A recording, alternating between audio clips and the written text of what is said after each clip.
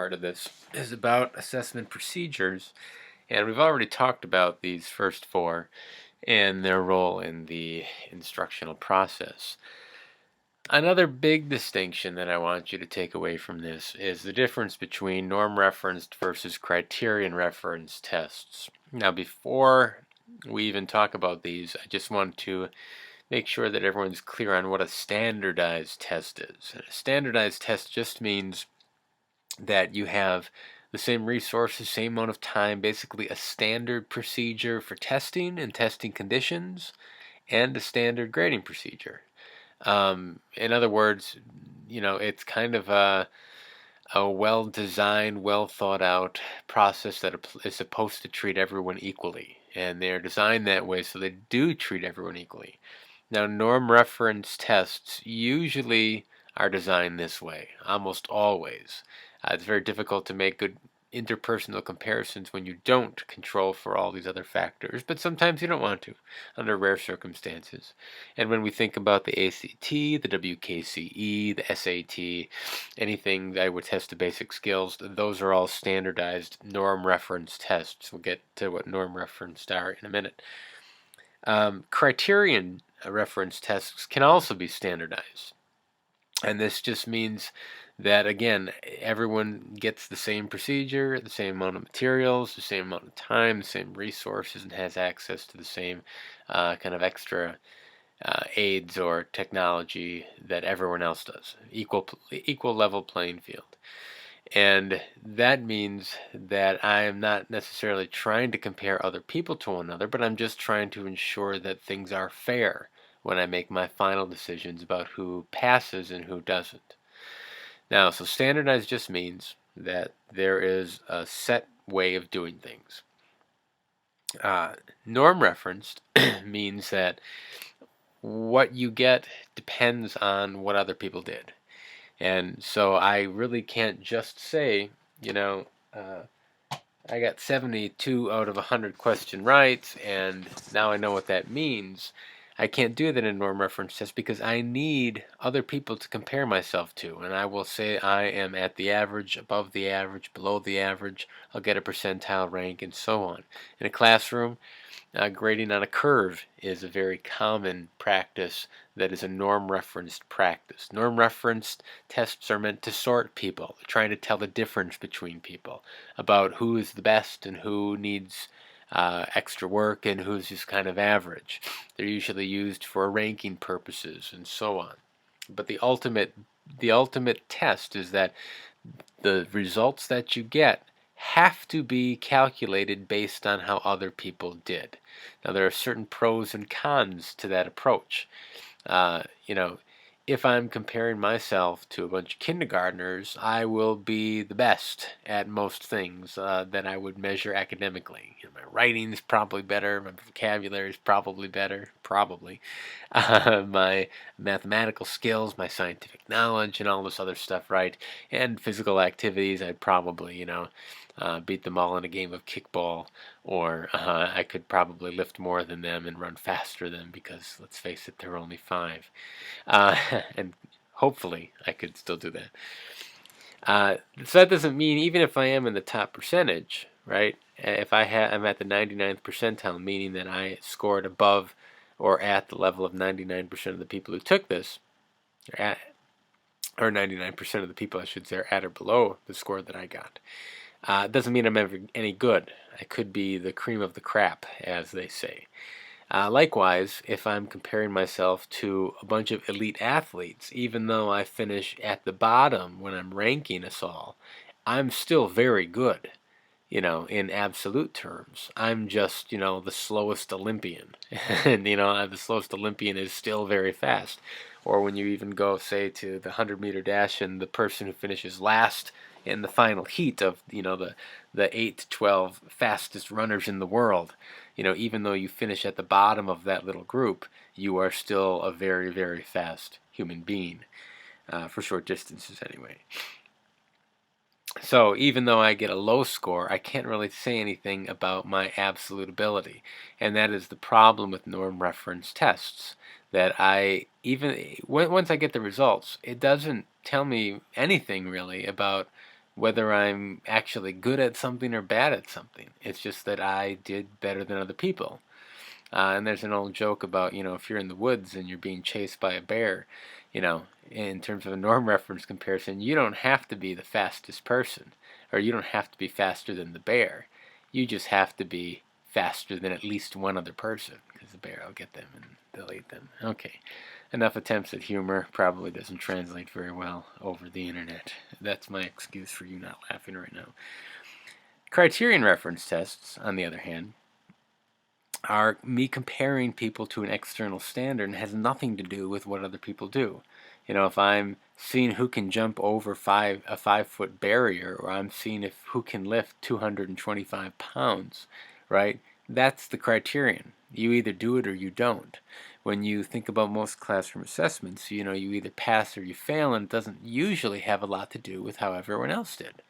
It's just you versus this external criteria or external standard. And when we think of the raw number of items correct, actual performance, percent correct, and so on, we are talking about a criterion referenced set of measurements.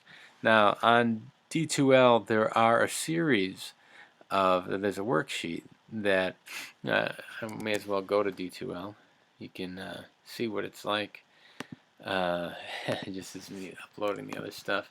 If you go into D2L, and I will log in. Hate the Google keychain. Probably should have set this up beforehand, but that's alright. Maybe this is moderately entertaining, or maybe I'm wasting your time. And if you go into the content, and mine looks a little bit different than yours, there's a norm reference test questions document that I would like you to look at and review for class for Wednesday. And for each one of these scenarios 1 through 6, I want you to first say whether it's standardized or unstandardized. Sometimes not enough information is possibly correct. And then tell whether it's criterion referenced or norm referenced, or if there's not enough information. So do that for scenarios 1 through 6. We'll talk about them a little bit, and then answer these questions thinking about what norm reference tests give you and what they don't give you, and also what do criterion reference tests give you and what don't they give you. So back to this. When you compare general characteristics of norm reference tests and criterion reference tests, you have some common traits. When you think about the differences between the two, norm reference tests usually cover a lot of different content areas, a huge domain. They're usually longer and everything, because again, they are designed to try to tell the difference between people. And if I'm just focusing on, say, one skill like being able to add single-digit numbers, yeah, I'll be able to tell the difference between people, but that doesn't tell me a whole lot about math in general, and because these take so much time to administer and score and everything, it's just not worth it. Norm reference tests look at discrimination. Again, you're trying to tell the difference between people. Norm reference tests also favor items of average difficulty, meaning that if I had a norm reference test where I'm trying to tell the difference between people and everything's really, really impossible, well, then everyone gets a 0 except for maybe a super genius or two, and I can't tell anything about who's better than who in that big lump of zeros. Likewise, if everything's really easy, everyone gets 100 and I can't tell the difference between people. Criterion reference, on the other hand, matches the item difficulty to the learning tasks. Usually they're more tailored directly towards learning objectives and so on. And then finally, for the norm reference test, the interpretation of the test scores requires a clearly defined group, meaning a reference group.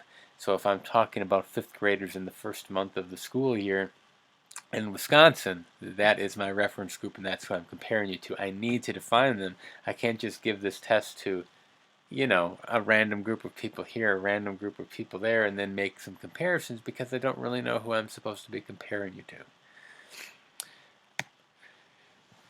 A few other things to consider is that a lot of times we are looking at the difference between maximum performance tests versus typical performance. Now, in the classroom, in standardized tests, there is an assumption that people are doing a maximum performance assessment, and that is not always the case. If you think back to your life, maybe you did not always try your hardest on the WKCE or whatever district test that you had.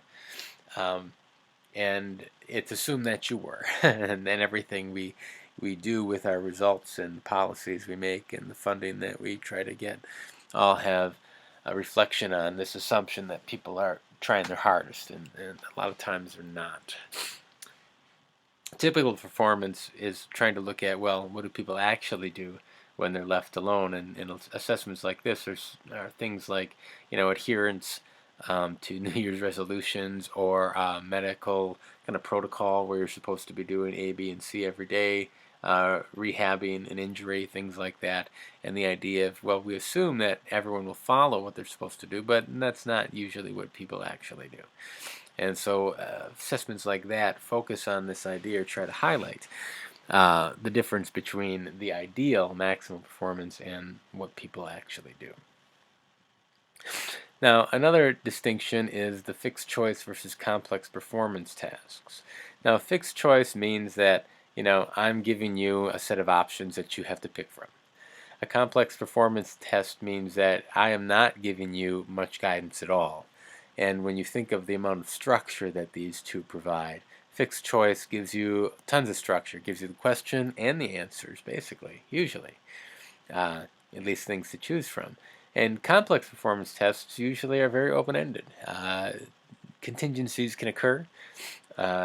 Random events can happen, and it's part of the assessment is how you deal with things in the real world. And when you think of which one is a more authentic version of or form of assessment, complex performance tests are much more authentic than the fixed choice, unless you have a world in which, yes, there are a limited number of choices that you have to pick from. And then a few other things to think about. You have the informal versus standardized. We already talked about the standardized. Informal is just highlighting the fact that different people would get different things in different amount of times, and some people would get help and some people wouldn't, and so on. We have individual versus group tests. Always have to account for the impact of unequal representation of work and contributions in the group tests. Always a drawback, but you get things like collaboration, cooperation. You're providing a venue to teach these other types of skills that you don't get in individual types assessments. Mastery versus survey tests, where mastery, again, I'm focusing very much on a specific criterion for a specific task, where a survey test is usually trying to get the lay of the land and somebody's skill set for a broad area of different things. Supply versus fixed response. This would be like a short answer essay versus a multiple choice true and false, where there's only a few ways that you can opt to answer. Speed versus power. A lot of times our tests, like in the classroom for example, are actually under some kind of time restraint, and you have to recognize that you are measuring the speed or the rapidity at which somebody can do something or perform calculations or recite definitions and so on. And sometimes you're interested in that, and sometimes you're not. In reading tests, for example, you are always interested in the speed of actual reading, not just whether or not somebody can finally sound it out correctly after 10 seconds. But if you're trying to develop high-quality readers, you need decoding, turning the words, the print into words. You need that to be automatic. You need it to be fast. Otherwise, people lose comprehension because they're spending too much time just trying to figure out what the words actually are. Power tests, on the other hand, are try to take speed out of it, and you are focusing on just the raw abilities. And then we have objective versus subjective. Objective is when there's a definite right or wrong answer. And subjective tests means that there is some kind of judgment that an expert or a peer is making about whether or not quality is good. So you have, for objective, multiple choice or short answer. You have, an objective price is right. There's an actual price. You're either right or wrong, versus Project Runway, where you have disagreements between different experts, or fill in Top Chef or some other show. Hell's Kitchen, I don't know what people watch these days.